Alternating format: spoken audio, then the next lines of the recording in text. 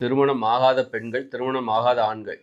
இவங்கள பார்த்தா, அதாவது திருமணம் ஆகாத பெண்கள் அல்லது கணவனை இழந்தவர்கள், ஒரு கல்யாணம் ஆகுற வயசுல ஒருத்தர் கல்யாணம் பண்ணாம வயசு 20 ஆச்சு, அல்லது 21 ஆச்சு, அல்லது 30 ஆச்சு, கணவன் இழந்துட்டாங்க, கணவன் பிரிஞ்சுட்டாங்க, அல்லது மனைவி பிரிஞ்சுட்டாங்க, தனியா இருக்காங்கன்னா, அவங்கள எப்படி பார்க்கணும் அப்படின்னா, இந்த மாரி தனிமையில இருக்கிறவர்கள், துணையை இழந்தவர்கள், துணை இன்னும் திருமணம் ஆகாம தனிமையில திருமண வயசுல கல்யாணம் ஆகாம தனிமையில இருக்காங்க அப்படின்னா, அவங்கள நம்ம எப்படி பார்க்கணும் அப்படின்னா, மற்றவர்கள் எப்படி பார்க்கணும்னா, அவங்களுக்கு ஒரு கல்யாணம் தெரிஞ்சவங்களா இருந்தா, அவங்களுக்கு எப்படியோ ஒரு கல்யாணம் பண்ணி வைக்கணும். யாராவது நமக்கு தெரிஞ்சவங்க இருக்காங்களா? அல்லது உங்களுக்கே புடிச்சிருந்தா, நம்ம இவங்கள கல்யாணம் பண்ணிக்கலாம். தனியா தான் இருக்காங்க. நமக்கும் கல்யாணம் ஆகல. அதனால நம்ம இவங்கள கல்யாணம் பண்ணிக்கலாமா? அப்படிங்கிற ஒரு ஆசை உங்களுக்கு வரலாம். வரல அப்படின்னா, எனக்கு அந்த மாரி ஆசை அவங்கள பார்த்தா வரமாட்டேங்குது அப்படின்னா, அப்ப அவங்க உங்களுக்கு தெரிஞ்சவங்களா இருந்தா, யாராவது உங்களுக்கு தெரிஞ்சவங்க இருந்தா, இந்த மாரி ஒருத்தர் இருக்காங்க. நீங்க கல்யாணம் பண்ணிக்கிறீங்களா?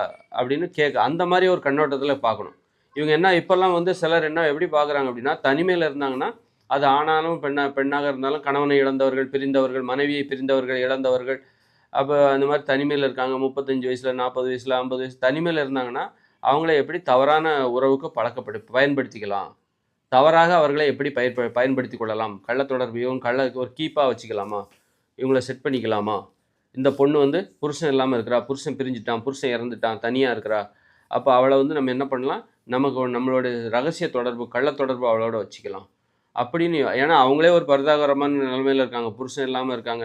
அப்படி இருக்கும்போது, அவங்கள வந்து நம்ம பயன்படுத்திக்கணும். அவங்களுடைய பரிதாபகரமான நிலைமைய நாம நம்முடைய சுயநலனுக்காக பயன்படுத்திக்கணும் அப்படின்னு சொல்லிட்டு ஒரு ஆண் பார்க்கக்கூடாது. அதுபோல பெண்களும் என்ன பண்ணுவாங்க, கல்யாணம் பொண்டாட்டி பிரிஞ்சுட்டா, பொண்டாட்டி செத்து போயிட்டா, ஒரு ஆம்பள தனியா இருக்கான் அப்படின்னா, அவன நம்ம செட் பண்ணிக்கலாமா? கள்ள தொடர்பா வச்சுக்கலாமா? கள்ள உறவுக்கு பயன்படுத்திக்கலாமா? அப்படின்னு பார்க்குறது தவறான பார்வை. அவனுக்கு உண்மையிலே உனக்கு அவங்க தெரிஞ்சிருந்தது அவன தெரிஞ்சிருந்தது அப்படின்னா, உங்க தரப்புல ஏதாவது பொண்ணு உங்களுக்கு தெரிஞ்சிருந்ததுன்னா, அவனுக்கு கேட்டு பாருங்க. இந்த மாரி ஒரு பொண்ணு இருக்கு. பேசி பார்க்குறீங்களா? புடிச்சிருந்தா கல்யாணம் பண்ணிக்கோங்க. அப்படின்னு தான் பார்க்கணும். ஏன்னா, அவன் ஒரு ஆண் தனியா இருந்தாலும், அதுவும் ஒரு பரிதாபகரமான நிலைமை. அவனுடைய பரிதாபகரமான நிலைமைய பயன்படுத்திக்கிட்டு, உங்களுடைய கள்ள உறவு பயன்படுத்திக்கலாமான்னு நீங்க நினைக்கிறது, ஏற்கனவே அவங்க பாதிக்கப்பட்டுருக்காங்க. நீங்க அவங்க மேல இன்னொரு பாதிப்ப ஏற்படுத்துறீங்க. ஏன்னா, கள்ள உறவுங்கிறதே ஒரு பாதிப்பு தான். நல்ல உறவு தான் நன்மையை தரும். கள்ள உறவு தீமையை தரும். அப்படி இருக்கும்போது ஏற்கனவே அவங்க துணை இழந்து தனியா இருக்காங்க. ஒரு ஆணோ, பெண்ணோ அவங்கள வந்து நம்ம கள்ள உறவுக்கு பயன்படுத்திக்கலாம் அப்படின்னு நீங்க நினைக்கிறது எப்படின்னா, ஏற்கனவே பரிதாபத்திலயும் பாதிக்கப்பட்ட நிலைமையில இருக்கிறவங்க மேல இன்னும் மேலும் பாதிப்புகளை ஏற்படுத்துகிறீர்கள் என்பதுதான் அர்த்தம்.